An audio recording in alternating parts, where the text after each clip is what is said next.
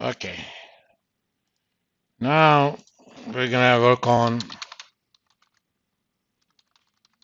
annuities. Who knows what an annuity is? It's okay. It's okay not to know. It's the virtue to be able to say, I don't know. Okay? Because if you don't know, if you tell me you don't know, I can teach you. But if you don't, I don't know whether you know or not. Remember, you're not a baby. You need to cry so that I can feed you. If you don't cry, I know you're full. It's okay to say, I don't know. Even if you don't know what it is, you have seen things like that. For example, who has a mortgage over here? I know you're too young, but okay, who has a car loan? Somebody pays for your car? Huh? Okay. You know that car loans exist, right?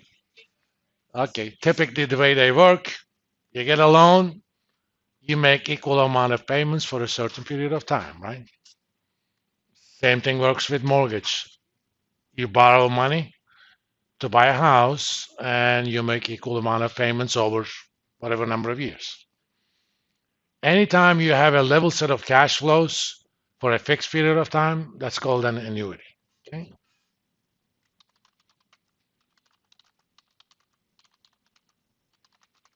For a finite period of time.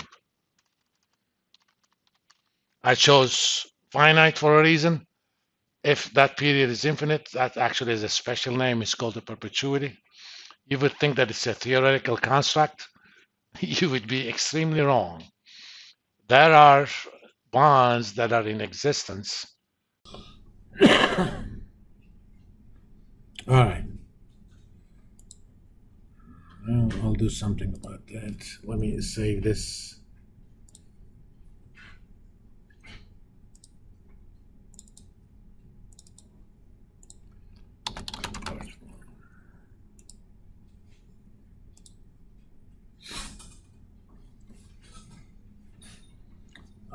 These bonds, they have no maturity.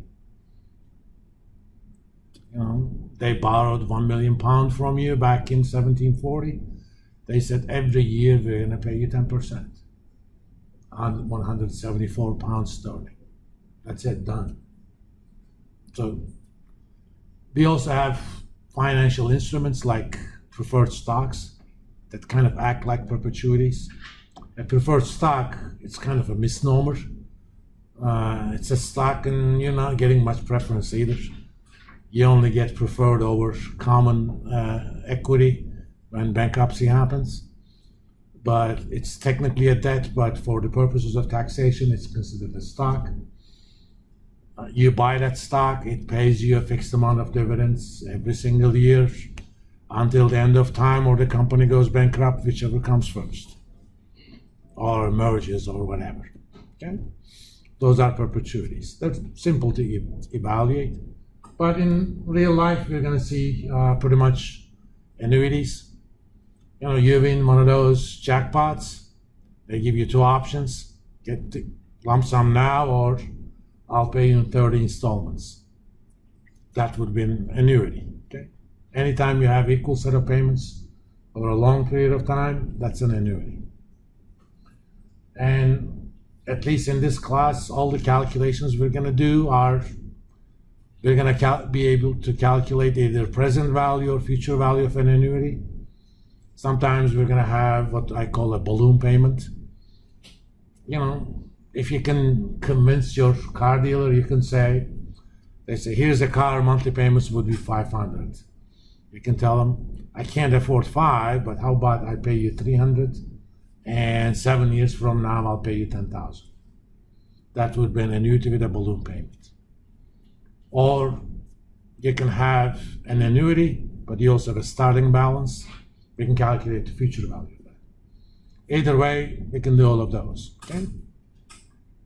And we're going to use these to solve retirement planning problems. Here's I'm gonna write the formula. Let's define terms. Let's call n as number of years of payments. It doesn't have to be integers. F, number of payments per year. So if it's monthly, 12, weekly, 52, quarterly, 4, and so on. I'm going to call $C periodic payment, $B balloon payment or beginning payment, depending upon whether we're doing present value or future value.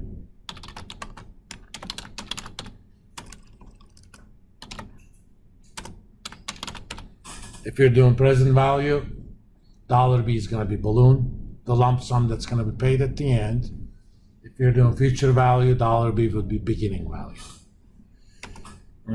R is the APR interest rate. APR is short for annual percentage rate. That's how interest rates are to be quoted to consumers. So if APR is 12% and you're paying monthly, that means every month you're actually paying 1%. The actual annual rate is higher than 12. We call that effective annual rate. I'll show you how to calculate that, but when we're making these calculations, we're going to work with APR. And those are the inputs. So present value of an annuity is the following.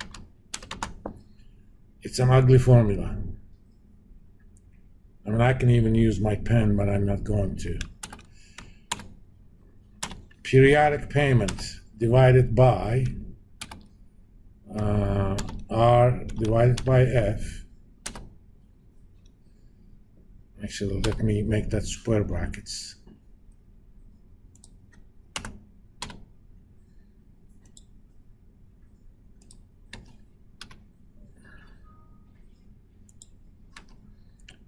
This portion is actually the value of a perpetuity. If there was a cash flow that paid you $C every single month, and interest rate was, let's say, 12%, and $C, let's say, is 100, that's 100 divided by 1%, that would be worth $10,000 if it was a perpetuity. But we're going to multiply that with the following. 1 minus 1 over 1 over 1 plus R raised to the power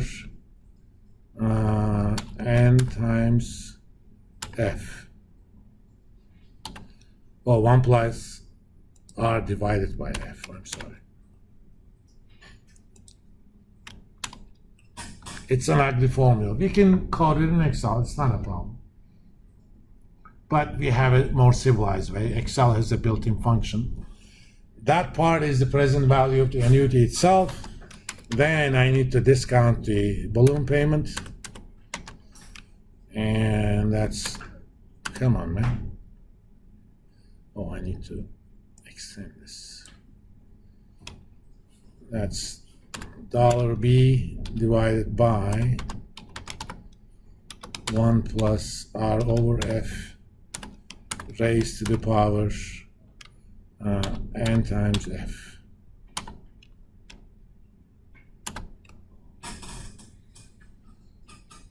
It's an ugly formula, right? Similarly, I could do, I'm going to just copy this.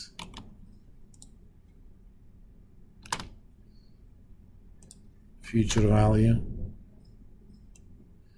and make changes. As you can see, I'm a civilized man.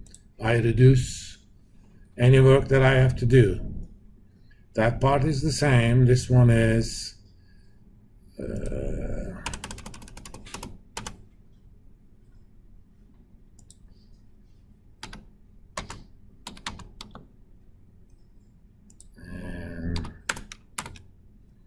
That one is all of that. These are in your book anyway. If you're interested in the formula itself, go knock yourself out. I don't want you to memorize any formula. Hey, we don't have, any closed book exams in this class. All those quizzes, you're gonna be at home. There's no police. Open anything you want. Even if we were doing in-class exams, I would have done those open book anyways. I don't believe in grades depending upon your memorization skills. Some people can, some people cannot. I can memorize anything I want, but I never memorized formulas because I always knew I could derive the formula if I needed it. A few times I forgot what the formula was. I just derived it on the spot because I knew how to come up with the formula. That's better. And memorizing a formula is just information. Understanding where that formula comes, that is knowledge. So when you Google, you don't get knowledge, you get information. When you actually do something with it, then that becomes knowledge. Okay? Make a distinction.